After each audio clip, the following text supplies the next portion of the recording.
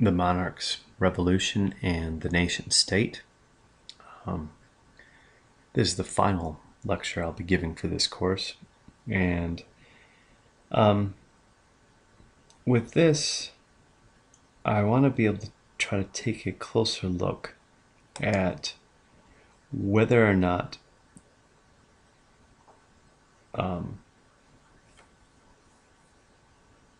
did authoritarian regimes hinder or promote economic development? Was absolutism compatible with the demands of capitalism? So, really, I want to take a look at kind of the development here and look at some broad patterns. In the 17th century, in the 1600s, you have a progression in Europe where kings, again, we tend to use the term king or monarch as though they are the same term, but really when we use the term monarch, we're thinking of someone who's in control of a much larger territory, has much more power. And so we're talking about this transfer or change from kings to monarchs. And throughout the Middle Ages, much of Europe had been divided into little regional states. And eventually these states are united or consolidated. And rather than being in charge of a realm or lands that are also controlled by lords, they're in control of an entire kingdom, a nation, in fact. And kings ruled, but they were one among many. The various lords in their land, the king was above them. At the same time, the lords of the land held quite a bit of power as well. And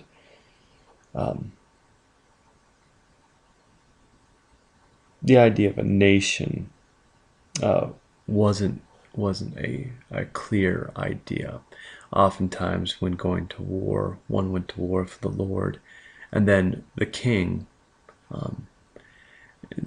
the concept of a nation was really kind of abstract.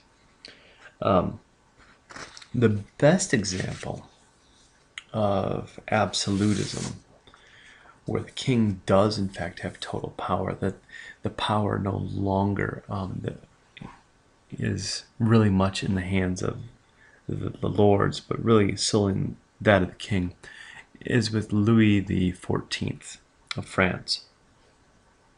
And he's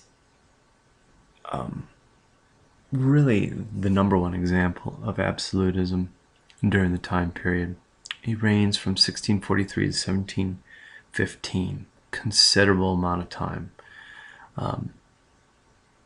72 years. 72 years gives him quite a long time to do this. During his rule, he stamps out opposition. He persecutes the Protestants, reduces their power. Prior to his rule, Protestants, primarily the Huguenots, were promoted oftentimes in positions of great power in the French Empire. He wants to reduce this power, and that's one of the steps that he takes. Another step that he takes in building the palace grounds at Versailles and building his palace at Versailles, he demands that the lords meet him at his palace. He removes the lords from their power base in Paris, and he demands that they come to Versailles. This gives him the ability to take them out of their comfort zone, and also gives them the ability to spy on them. Versailles was built with various passageways and listening areas where he could have people planted to go and look out for who might be plotting against him. So this gave him an added advantage. He spent a tremendous amount of money building up France's military and really doing everything in his power to make sure that he had all the power.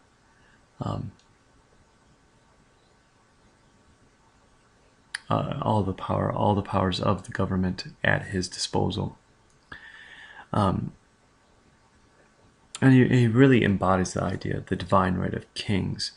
Louis is not the first, but he's one among many during this time that are claiming that their power is, and their absolute power is power conferred upon them by God.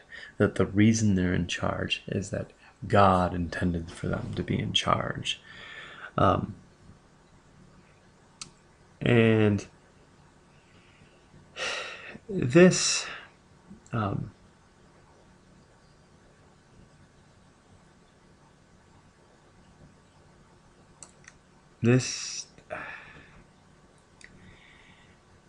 this method of rule, it was very, very efficient. It was efficient in the sense that kings with absolute power did not have to worry about dealing with anybody else. Louis very rarely called upon for advice from the estates. He made all the decisions on his own.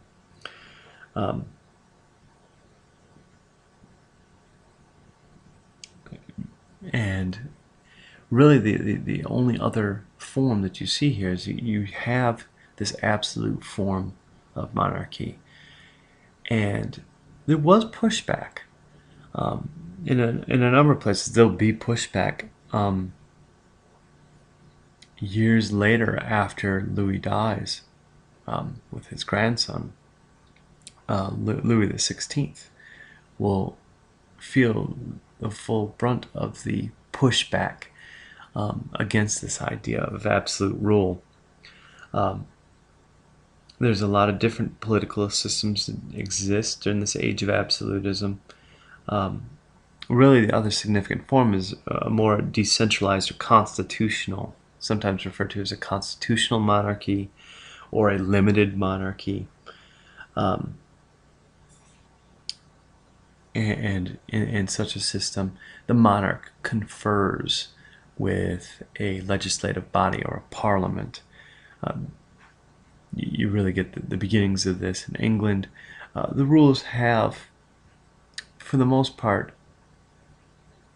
quite a bit of power, pretty close to absolute rule, but they still have to confer or get permission from their legislative making body.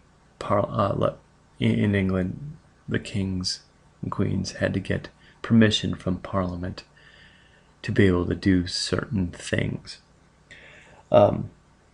You also had confederations, Republican confederations. Switzerland was one. The Netherlands was another. But the typical was an absolute monarchy.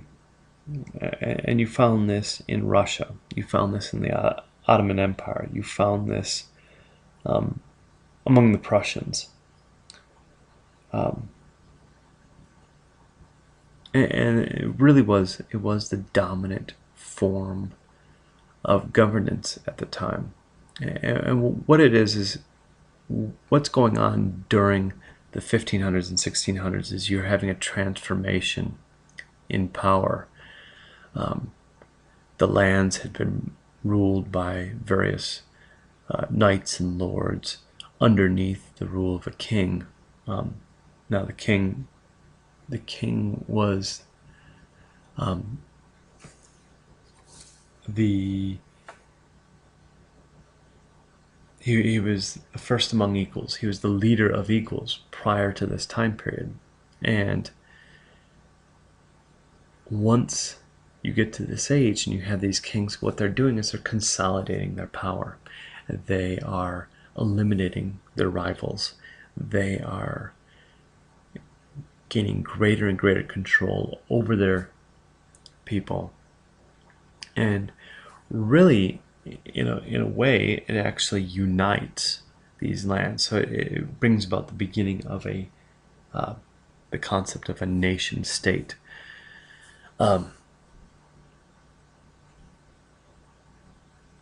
So this is a revolution of sorts.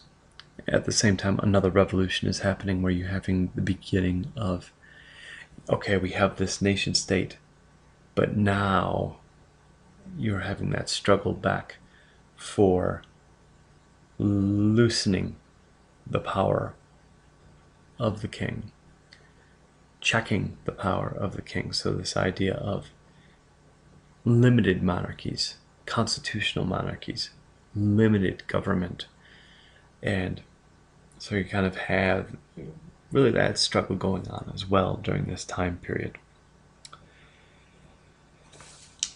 So that is essentially it for this. If you have any questions regarding absolute monarchs or this lecture, please don't hesitate to make a post in the general posting forum.